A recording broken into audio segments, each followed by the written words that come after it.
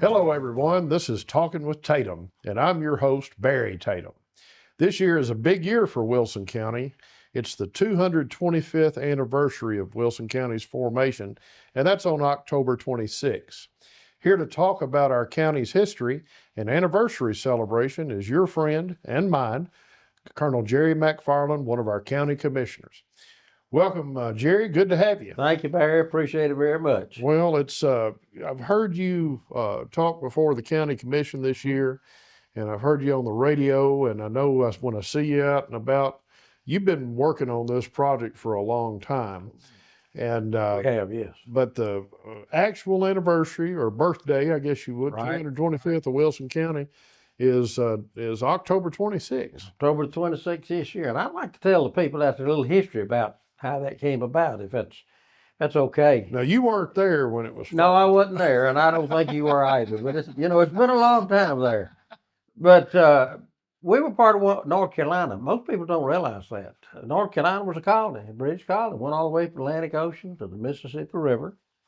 Everything west of the Allegheny Mountains was considered the Western Territories, and Yeah. it was not settled. The first group of settlers settled in upper East Tennessee, up there where the point of the state was, and then, of course, later on, some of the Long Hunters came into Middle Tennessee, like Thomas Bigfoot Spencer, who Spencer Creek's named Yeah. after, a real settler, lived in a hollow tree. And there's all kind of stories about that. But we were in the Western Territories, and after the Revolutionary War, North Carolina promised to pay their militia soldiers so much money for their services to the Revolution, and of course they could not pay them, so they gave them land grants in the Western Territories, Middle Tennessee, if you will, and there was a place called the Military District. It later became known as the Miro District, and that was named after a governor down in Louisiana. And that's one of the two mysteries I've never been able to solve historically, how I guess it would be a Cajun governor of Louisiana ever came to Tennessee, but it was named the Miro District. And from that, land grants were given to soldiers. And there were two different kinds of people that were involved in those lands. Some people actually lived on the other side of the mountains, east, and they may had a farm, may had a store or a business. And they said, we're not going over into new land, have to build a house and cut the trees down and all that. We're going to stay right here and sell our land grant to somebody Right. that wants to go. And then there were others, like the McFarland family. Two brothers landed at Charleston and went into North Carolina and joined the militia. And they didn't have a store or a farm there, so they were delighted to get a land grant in Middle Tennessee. And the McFarlands have been here ever since. So they came, and it's really amazing the way it took place. So the situation was that we were part of Sumner County. Now, Tennessee was formed in 1796. That's correct. That's correct. It was the 17th state, I think. That is correct. Of the country. But so it was carved off of North Carolina. That is correct. That is correct. And, actually, North Carolina ceded to the United States. The United States made it Tennessee. But North Carolina gave the grants here in that district. That's correct. But today we have 95 counties in the state, but we probably didn't have that many back then because they're originally just three: Tennessee County, Davidson County, and Sumner County. Okay. But the way Wilson County came about is if you wanted to register a deed at the county seat of Sumner County, which was one of the French Lick or whatever across the river, Gallatin now. About 5 months out of the year, when the river was swollen, you couldn't get across the river to do that. So 200 men south of the river, and that's the key, south of the river, decided they wanted their own county. And they petitioned the legislature, and the legislature back then was meeting in Knoxville, Tennessee, not Nashville. Nashville, they barely started being settled. And so they sent a petition with 200 signatures to the legislature by David Wilson's son, Major David Wilson, who did fight in the Revolutionary War, and he was awarded over 10,000 acres in the Middle Tennessee area. And the legislature at that time created two counties, Wilson County and Smith County, on the same day. So that's the way Wilson County came to be in 1799, 96. Okay. So we're gonna celebrate the 225th anniversary birthday of that this year in an old-fashioned way at Fiddlers Grove here at the fairgrounds in Wilson County, the Ward Ag Center. And that's going to be on October 26th. October 26th, yeah. So, that's correct. as in the lead up to this, Right. and I guess I'm talking decades, you've studied history. You're the county historian Correct, on yes. this, and part of that journey has taken you back to the formation of the county, That's formation of Lebanon, That's correct. Watertown, Statesville, That's correct. all these communities, and Mount Juliet at one point was just a wide spot in the road. It was that when I was young. It was, and you were young too. You're right there. But you mentioned Lebanon, the county seat, and if I can just elaborate on that for just a moment. The state was formed in 1796. The county was formed in 1799. Lebanon, 3 years later, Lebanon was picked as the county seat and formed in 1802. And there's a map that we're going to show that shows the different. They sold off lots. And I think one of the more unique things about Lebanon is a gentleman by the name of Andrew Jackson, President of the United States. seventh president of the United States, actually bought 2 lots here. And he was in the land business. Those people that didn't come over here, he'd buy their land grant from them and sell them to somebody that did want to come to Middle Tennessee and made a lot of money. And with that, he built this little house down in Hermitage, Tennessee, called The Hermitage. Right. And that's how he made his money. Of course, 10 years later, the War of 1812 came along, and his fame from being a leader, military leader in the Battle of New Orleans. So we know the rest of the history on him. But the unique thing is he had a law office, land office right here on the square in Lebanon, Tennessee. And we were looking at that map before we came on. Yes, It's kind of on the southwest corner of the square. That is correct. Yes, sir. And what would be 231 and I guess That is correct. West Gay Street. That's correct, sir. Yes, sir. And we're actually, our studio here is on East Gay That is Street, correct. so it's just a few hundred That is yards correct. from here. That is correct. Yes, sir. But anyway, we felt like, some of the commissioners, I felt like that we ought to take some time and commemorate the period 225th anniversary, birthday, if you will, of the Wilson County. And we spoke with the mayor and others, and the county was good enough to appropriate just a little dab of money. It's kind of unique. There's many projects, many fingers going on right now. One of them is prints of the county courthouse. Mm-hmm. Phil Ponder, a noted artist from Nashville who did the whole Nashville city skyline, did that print. And we're just about sold out right now. And all that money has been turned back into the county. So the county's not paying for any of this. It's all kind of a money-making thing, if you will. There's posters made, souvenir posters with the history on the back of them. The original 1879 history book that Drake did, we've had that reprinted. We're going to have a little commemoration to our courthouse. This is the 5th courthouse that we've had. In this courthouse, we've been in it 56 years. And so we found one of the original souvenir brochures of the courthouse there when it was dedicated. We've had it reprinted, and it'll be available there. And one unique thing there's one of the gentlemen there that did the invocation, Carl Price, Reverend Carl Price. Yes. I've been looking for Carl Price. I've dialed his home phone, and I couldn't find him anywhere. And I'm afraid that Carl may not be with us anymore. And I went to speak at the Baptist Church across the street the other day, and the first person I saw at the first table was Carl Price. How about that? So he's going to come and lead an invocation out there when we dedicate the monument. That's one of the other things that we're going to do out there. And he was one of the speakers at the 56th. He led the prayer when the courthouse over here was dedicated. The one on East Main Street. That's correct. Now, The that courthouse we have there. 1968. That's is that correct. right? Okay. 1968.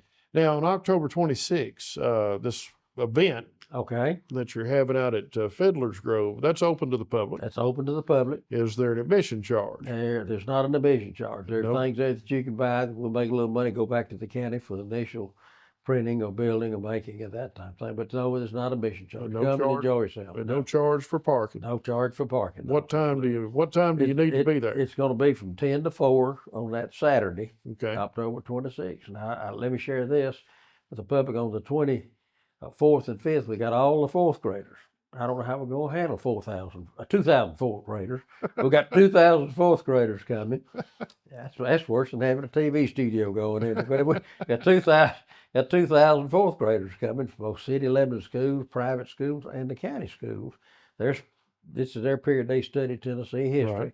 and we got little passports for them. Each one of them a little passport, and they go around to the different stations with their teacher, get that signed off on, and then we have a souvenir poster that they'll take home with them, and it's colored Lebanon and Wilson County, that sort of thing. And on the back of it, it has all the history of it, history of the county, history of the churches, history of the schools, and that type of thing. So it's going to be something good for them too. Now, we don't have a poster here in front of us, but I'm sure it'll be put up on the show. Yeah. Who did the artwork for the poster? That was done by Creative Graphics here in Okay. town.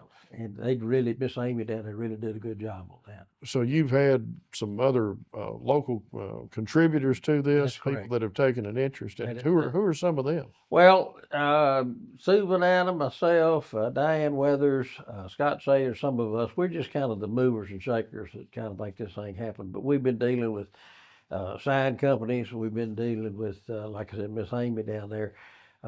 Lanny Jewell with Jewell Signs. He has a computer system that's just fantastic. It'll print signs on chloroplast board, that type of thing, that plastic looking cardboard Right. material. And right now they're all down at the archives. Miss Linda Grandstaff, she's involved. They're all down there, and she's taken the history books, the pictorial history books, and we've gone from all the little communities around the county, and we're putting those pictures, or she's putting them up there, she and her staff, putting them on these 4x4 plastic boards, and it may say Statesville on the top, and have a lot of the old pictures of the sawmill and the churches and that type of thing of Statesville. So our headquarters are going to be in the 4-H building out there. That's where we're going to start the tours, and people Okay. can come through there. They can buy the books if they want them, or they can get a souvenir poster there, or a cap shirt, whatever. But they can go around and see all the history of the different little communities. We used to have 270-something communities in this county, That's right. but they've all vanished away. There may have just been a country store and a post office, and that was it, but they've all kind of vanished away. So now we're down to 3 dozen or so. Yeah. Maybe. Well, there was a time people weren't as mobile. That's correct. Roads weren't as good. That is correct. And the only way to get anywhere was on a horse or a mule. Horse, or a buggy, or walk. Yeah, That's right. or walk. Correct. And one thing I've always heard is that all of these little county seats, like Lebanon, like Carthage, like Gallatin, and so forth and so on, Smithville, is if you look at them on a map, they're all about a day's walk or a day's correct. ride by horse That's correct. from each other. And correct. and that's how they settled up. Is people move on down the road. Maybe the next day there'd be good water and a place to water your livestock and maybe homestead. That day's walk or ride was generally where the boundaries of the county were, where you could get from there to the county seat to register your deed, to pay your taxes. Yeah. And you're exactly right. That's right. But we've got a lot of activities. We want to invite the public to be out there. We're going to be doing as much old-fashioned things as possible. Sawmilling. I mean, years ago, Going to be running a we're sawmill. going to be running sawmill. The power club's going to be running the sawmill. What about blacksmith work? Blacksmith's going to be there. Broom making's going to be there. You Okay. couldn't go to Kroger's 200 years ago and buy you a broom take on with, or the Lions Club, or whoever it might be, So you had to make it or Right. grow it. People don't realize today that all wealth that this country has either was dug out of the ground or grown in the ground. One of the two. That's where it all started. And we're going to have a little bit of that all throughout and we'll have music. So it'll be a good, enjoyable time for everybody. Are there going to be any livestock demonstrations there, like cow milking or horse riding? Or There may be some. I'm not sure quite yet. Some, but everybody has to come volunteer something. But we Right. may very well have that. Yes. And you said music, entertainment. What time? I think the doo-wops. Do you Yeah. remember the doo-wops? I think They're still around. they are, and I think they're going to be there. Mr. Grant that did the Tom song. Grant. Tom Grant did the song Wilson County. Sue Vanetta. I'd rather have Dick Tracy chasing me than have Sue Vanetta. She's been chasing him. He did a song on Wilson County 25 years ago, and the children of Lakeview, I believe Lakeview Elementary, or West Elementary, one of the elementary schools sang that song. Mhm. And she's trying to track some of those children down, which of course, adults now, they may be attorneys or judges and whatever now, or colonels, who knows. But she's tracking that down, and she wants to get that back out there and have it presented. Of course, I don't think he can be, I think he may be there, but I don't think he's going to be participating as far as singing is concerned. But all these old things to remember where we came from. Right. You know, I'm not real sure where we're going at this point in time in the world, but we want to know where we came from. And maybe that'd give us a little guidance in the future. Well, as far as going back, you touched on the name of David Wilson. That's who Wilson County's named for, not Woodrow Wilson, the president. That is correct. But David Wilson was a officer in the Revolutionary Army. Major in the North Carolina militia. That's correct. Now, did David Wilson ever live in Wilson County? David Wilson lived in Sumner County, which we were part of Sumner County at the time. His home is on Hicks Lane, just north of Gallatin. I've been to his home. I've been to his. They had a ceremony at his cemetery a couple of years ago, and went there. The home has been converted into an event center, and it is gorgeous. Down a little bitty lane, you can't find it unless you're really looking for it. Find it on the map, but it's really a gorgeous thing. And he did a lot in that Revolutionary War, and was, like I said, he was awarded 10,325 acres, if I remember correctly. So. And you mentioned there were 200 signatures on a petition. That's correct. To petition the legislature for Wilson County to break off. That's correct. Do y'all have those 200 names, or perhaps even the petition itself? We do. Matter of fact, the books that Linda put together has photocopies in the very front of those signatures and the petition itself, and it tells the history in book number 1 of how Wilson County came to be. Okay. So it's going to, and there's a collection of 4, and I think she's working on volume 5 now, pictorial histories, and as you know, there's so much in photographs. And you see the people in the background, you see the old church before it was remodeled, et cetera, et cetera. And she has those there. They'll be for sale if anybody wants copies of that. And hopefully the 5th edition will be out soon also. And you also mentioned history of Wilson County by Drake. I believe you said you had that correct. reprinted. That is correct. So is it going to be for sale? It's going to be there, and it'll be for sale. That's awesome. It's almost like a little pamphlet, but we're just going to charge $5 for it, but it tells you all the churches, the early settlers, and which part of the county they're in. It's really a nice little document to have. Now, during the time you mentioned Smith County and Wilson County were formed on the same day off of Sumner County. Now, was Wilson County basically or essentially the same size that it is today geographically? It is. We didn't have another county split off like Rutherford or Warren. No, we did not. No, it's the same as it is today. It was really unusual. A little caveat there. At one time, up in the cottage home, Auburntown, not Auburntown, but the always a little community up there next to cottage home. But they wanted to form their own county and take a little piece of DeKalb, a little piece of Canada, a little piece of Wilson County, Statesville, and form their own county. But that never did come about. It's still Wilson County. So now, as far as the state capital, I always heard that at one time Statesville was a really booming community up there, but Statesville or Watertown or Lebanon never were the state capital. No, never was. Okay. I think Statesville actually got its name from Statesville, North Carolina, a little community over there. Right. But when the legislature decided to move to Middle Tennessee, of course, they wanted to get on the river. Right. You got to be on your transportation routes. There were no railroads then, just river traffic, and as you said, horse and mule traffic. Right. So they sailed at French Lick, Nashville, and that's been the capital ever since.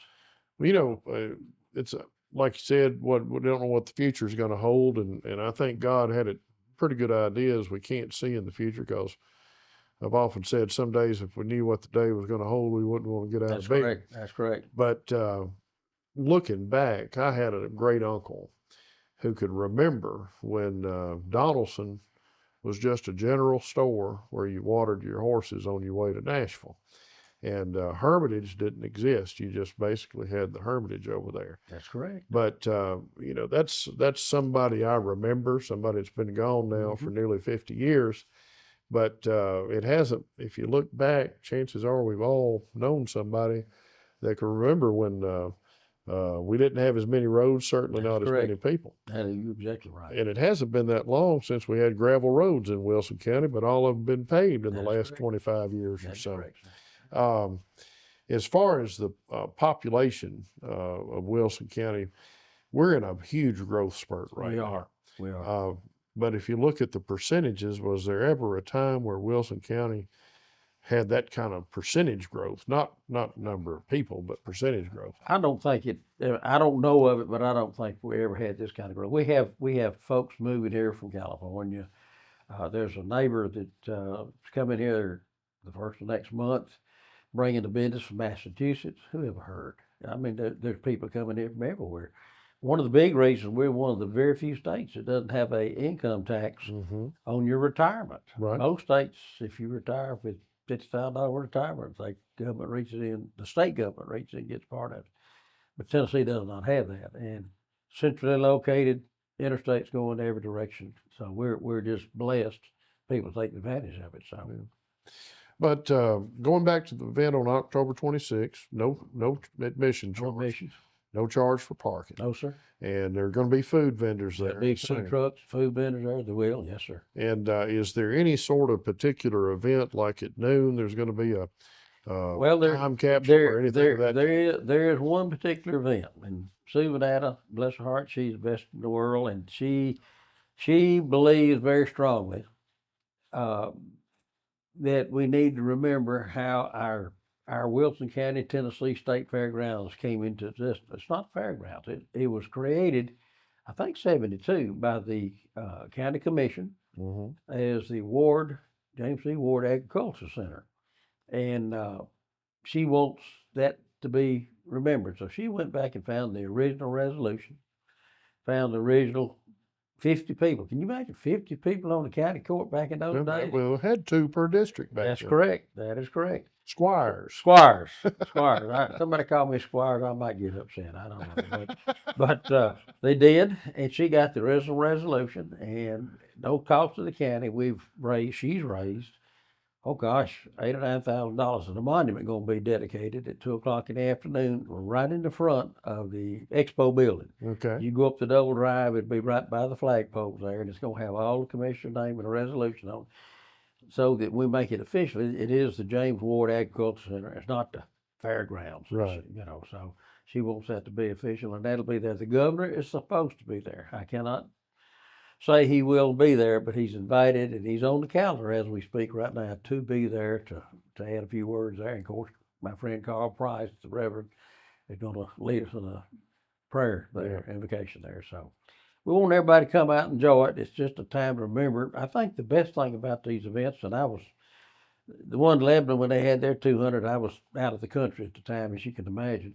But I remember the sesquicentennial, the 150th birthday and it sticks in my memory. And what we want to do is have an event that will go down in the future history books that we remembered it, we had an event, and some people can have that poster and tell the grandkids, hey, look here, this is what we did then, and a little bit about the history of the county, and this is where we all came from. And that's part of what we're doing here with the show. That is correct. Not only to promote the event, but also to kind of memorialize things that have happened in the past. Absolutely. You mentioned her several times, Linda Grandstaff over at the archives. Linda's great, yes, sir. You and I are both on the archives board. We meet Public Records, yes. Public Records Commission. We meet 2 or 3 times a year on a few things over there at the office, but you've had an integral part over time about archives, the interest in that. Right. And if you would, just tell people about that. If they can't make the event on the 26th, what could they find down at the archives? You can find your family history. You can find just about anything historical that concerning Wilson County there, the communities, the churches.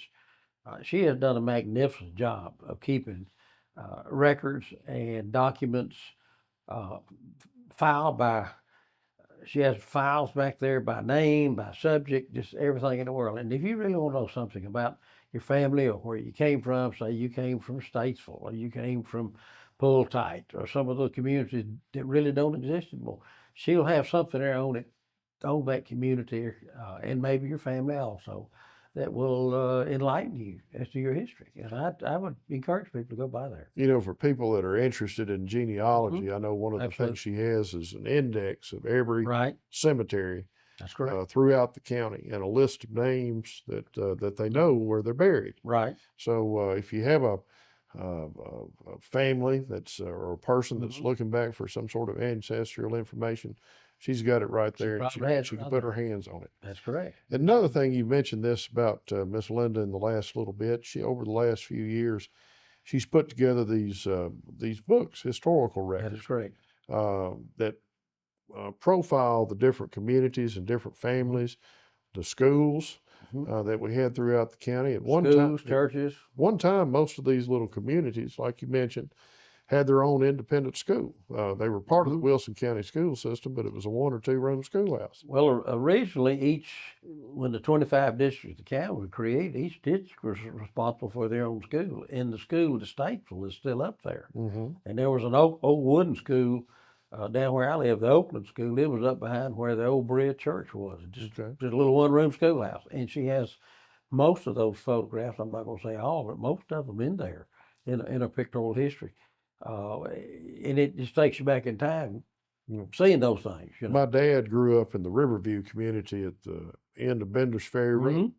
They had a little 1 room schoolhouse, and that wasn't King School, was it? I don't know if I never heard it called King School, but it was a Riverview school, and it was a 1 room school. Okay. They had a some sort of ceremony in 1986, and I went with him down there for it. Oh, okay. But my dad, born in 1924, started school at age 3. Wow. And he said the reason you started it was because the county would only provide you a teacher if you had a certain number of students, and went through grades 1 through 8. And they were 1 kid short. So they sent my dad to school at age 3 to be on the roll so they would have a teacher. But that kind of started a habit of him being hooky from school. Okay. So he would show up, and then he might miss a few days. There you go. There you go. But he went to Riverview through 8 grades, and then he came up to Lebanon High School. In your lifetime, you've lived here your whole life. You're a native of Wilson County. What are some of the significant changes that you've seen? And I don't want to ask you on air here how old you are, but I'm going to guess you're probably pushing 60. Thank you very much. Very kind. You are too. Significant changes. You just can't imagine. I remember when Lux Clock came to Lebanon. That was the biggest thing in the world. And Lux Clock's not here anymore. It's gone. And the building's gone. That's correct. Affection Dairy used to be on the square by the police department. Then they built that big dairy out on North Cumberland. It's gone. There's so much things that have developed, metastasized, grown, and are gone now. People just can't realize it until they go back and look at a photograph of something and say, that was where? It's just amazing some of the things that have developed and grown and no longer here. When we need to remember that somehow. One of the things I like seeing is occasionally you'll see a picture of the square, and you can see the old businesses that were on there.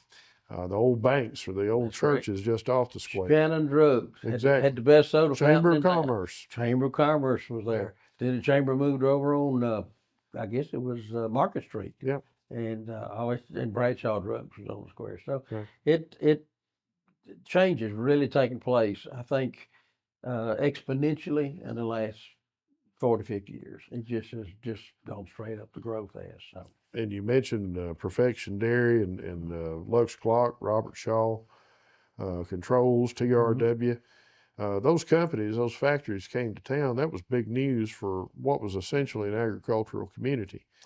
And those factories, those industries, paid for a lot of homes. They did. Put a lot of kids through college. They did. And helped our economy. They did indeed. And I tell you what, we were in the dairy business, Guernsey cattle. And of course, you're going to work on the farm for $3 or $4 a day. You're going to work at the wool mills for $1.25 an hour. Right. So a lot of these factories turned us from an agricultural community to somewhat of a manufacturing community or blend thereof. Right. And in my day, when I got out of high school, a guy and a lady would get married, and she'd go to work at the bank maybe, and he'd work at the factory, and they would buy a house and raise a couple of kids and maybe put them through college, and they could make it okay. And I don't know if they can do that now. Our whole economy and pricing and everything has changed. So, but it's been the last 50 years has been a real drastic change in that. Well, growth wise. you touched on something early on talking about people who got a land or were paid And- for their service, Right. got a land grant in Tennessee, and the ones that were established in North Carolina who had a business, had a store, owned the property, They wasn't coming. they weren't coming. That's right. Because it took a lot of hard work Coming over to those come over land, here and clear the land, settle it, and build a house. That's correct. that's you're starting from scratch. That's You right. had no shelter, and like you said earlier, whatever you were going to eat, you had to grow That's right. or raise, or That's had to right. raise a crop to feed your livestock. That's correct. So it's important for young people. It's important for older people like myself and you to be reminded about what the folks folks that came before us had to go Right. through. Right. Let me add one more thing here that most people don't realize, and I did a report in the county commission on this. I think the first real agriculture manufacturing thing that took place here was the Lebanon Wool Mills. Dr. Egerton started that back in 1903, if I remember correctly. It grew. They made blankets. They made other materials, but the farmers would raise sheep, and in the late 30s and early 40s, they used to have sheep festivals here, and the governor would come to it. They had parades and all about sheep, and they had a sheep queen. Now we have football queens, but they had a sheep queen, and it's all in the archive books. You can see them. Governor Cooper, Prentice Cooper, came up here to that, and that was a big thing. Of course, the Lebanon Wool Mill is closed now. Some of the building is no longer there, but they got the E Award, the Excellent Award during World War II for the fine wool blankets they made, and other people don't realize it, but Bill Clay, you may or may not know his wife, Annie Clay, that did all the artwork of the courthouse and whatever.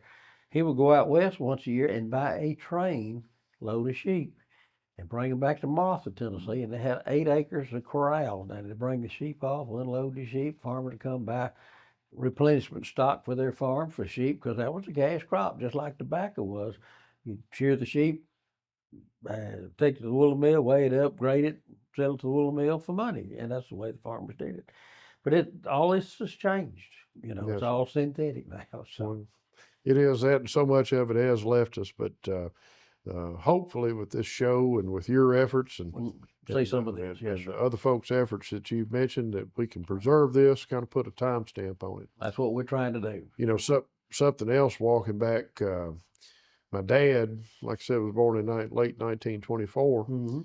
Said that back then, if you didn't have cash money, you could work the road.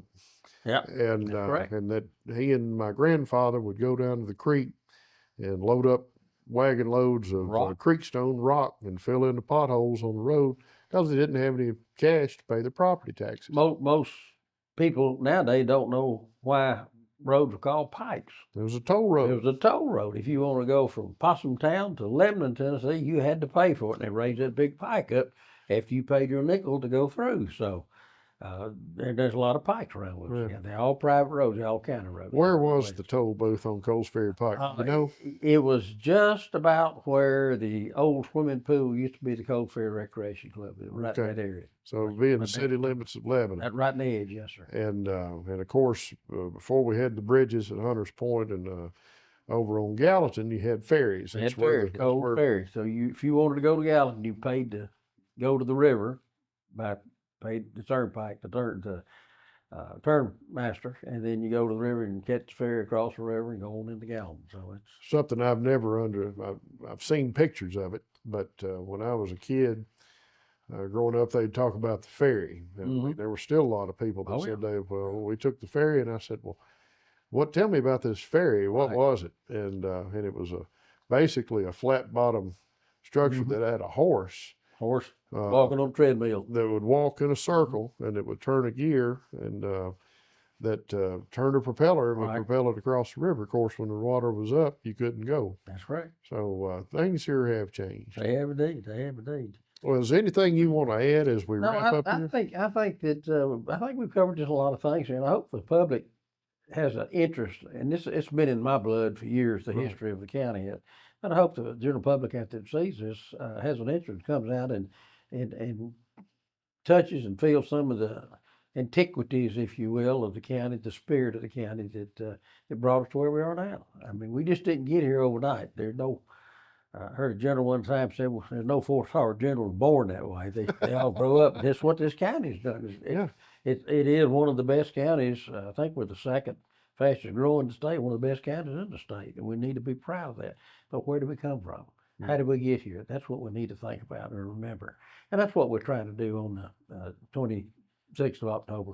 So mark your calendars, October 26th. October 26th, 10 o'clock in the morning. 10 o'clock in the morning till 4 o'clock in the afternoon. Yes, sir. Going to have music, going to have food, going to have some memorabilia for sale. That's correct. Going to have a lot of people there to answer questions that you may have. That is correct, sir. And it'd be interesting if you had some of these people that have moved in from out of state, from Massachusetts or Pennsylvania or wherever, if you could show them on here, well, here's where your house is.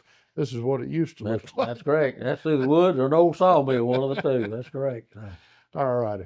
Well, I sure appreciate it. Hey, it's been my pleasure, my honor to always talk to you, Colonel. And thank you for everything that you do and have done and will continue to do. Super good. I once again invite everybody to come out to the Ward Agricultural Center on the 26th of October, and we'll have the monument unveiled at 2 o'clock in the afternoon. The governor will be there to say a few words. So looking forward to seeing everybody. All right.